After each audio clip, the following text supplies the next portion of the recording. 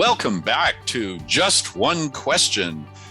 And we're into 2.0, we're into 2022. And so I've taken the liberty of going back to some of my fave interviewees from 1.0. And of all the faves, of course, the most fave of all is Kate O'Neill, who's with us today. Kate is an author, she's a speaker, a researcher on artificial intelligence.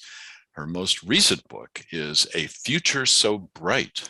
And that is a good title for this era, about how to integrate, talk about the future in ways that allow us to actually plan for a better one, rather than having so few options that we only end up with dismal options. So welcome, Kate. I'm thrilled to see you, thrilled to connect. And how are you doing? Thank you. Really great. I'm happy to be here. Thanks for having me. It's always so much fun to connect with you, Nick. So that's how I'm doing, is I'm in a state of utter bliss that I'm here talking to you. I mean, sure, it'd be great to be in person having this conversation, and we will again soon, but this is fantastic. Yeah, there are several bars in New York City that have our names on them for the future. That's right. That's right. With vaccination card in hand and everything ready else. To go. All right. Well, that's good. Glad you're doing well. And so, what are you excited about lately? We're deliberately not mentioning. I did allude to a vaccination card, but we're deliberately not mentioning that thing which is hanging out there and keeping us from being together in person. But what are you excited about these days? What's happening in your life? So I'm excited about my work. I feel like I've been able to bring things to another level, which is exciting. So as you mentioned in my intro, I have a recent book came out in September called A Future So Bright, which you mentioned. There it is. Hopefully seeing that.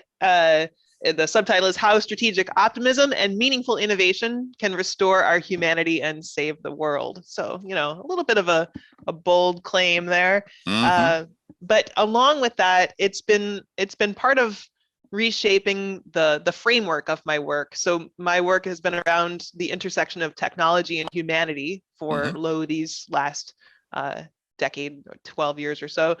And what I've found is that it continually shifts from being about, maybe integrating the kinds of technologies that we experience as humans to maybe kind of making a more connected or aligned strategy for businesses so that they can build better technologies for humans. To now, with this A Future So Bright, it's really thinking about the fact that technology is sort of in and around us. It's in the air we breathe. It is the water we swim in. It is, what we exist in.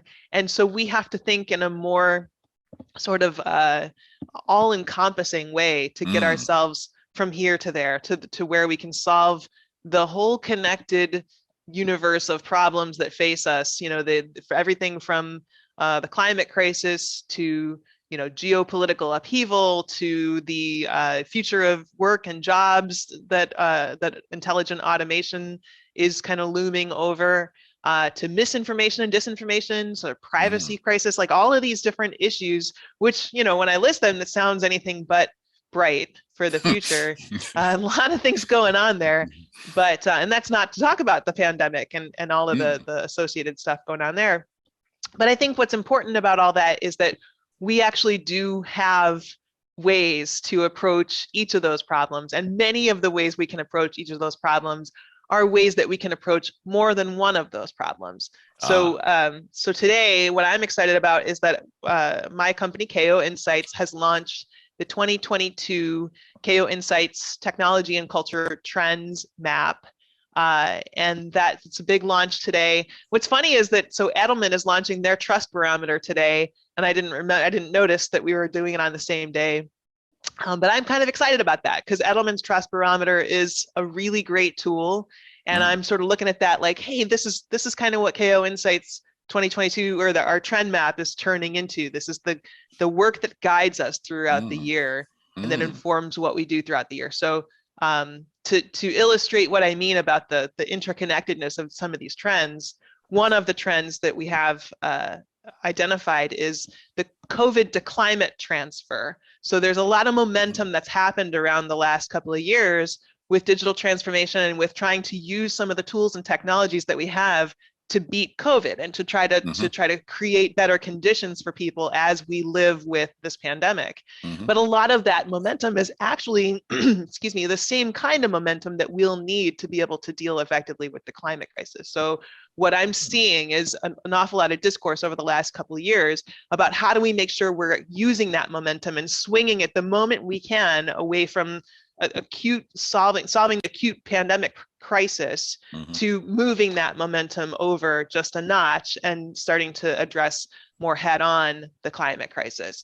So a lot of examples like that are really encouraging about how we can actually take some of the great things that have been happening, some of the realizations we've been having, and make them as effective for us in the future as possible.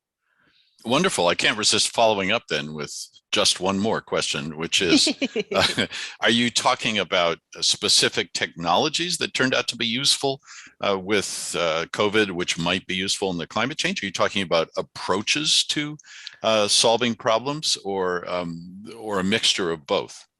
Yeah, so I think it is both. It is some of the things that have happened over the last couple of years, as we all have experienced, is that industries have had to transform their approaches digitally so that customer experiences can be more online, and that has meant a wholesale reimagining of the experience, the transaction workflow, in a sense of retail, of healthcare, of education, of many different industries. And what that has afforded us the opportunity to do is say, well, what is the actual best case scenario? What do we want to have happen here? And how can we actually use some of the transformation we've already invested in to now say, well, could we use some of those resources? Could we use some of that innovation to make it more possible for people to do the things they need to do in a less resource intensive way, in a way that doesn't use fossil fuels, in a way that uses less carbon, in order to complete some of these transactions, whether that's retail or healthcare or health or education or travel. I think a lot of what's happening around the travel industry is thinking about how can we be more intentional about the kind of travel we do, since we haven't been able to do, many of us haven't been able to do the kinds of travel in the last couple of years that we would normally do, like within our industry. You and I are both people who our work usually takes us out on the road a lot. Well, that hasn't happened as much. And now it's kind of like, well, I'd still love to be traveling, but I'd also like to be very intentional about the way I get back on the road when things are much more open. But in alignment with that, many airlines are trying to figure out how to make their fleets more sustainable, how to use greener fuel, how to optimize the load times and be more intentional about how they're using the resources at their disposal. So I think these things are happening in a way that converges, that hopefully brings us to a far better place in the next couple of years as a result of solving some of these problems at the same time. Yeah, I love it. I love the optimism. So how can people get their hands on this trend map or set of trends? And you say this is the launch today. So yeah, where do we go look for this all-wise prognostication of the future, which I am now itching to get a look at? You can get your hands on it at koinsights.com. That is koinsights plural .com.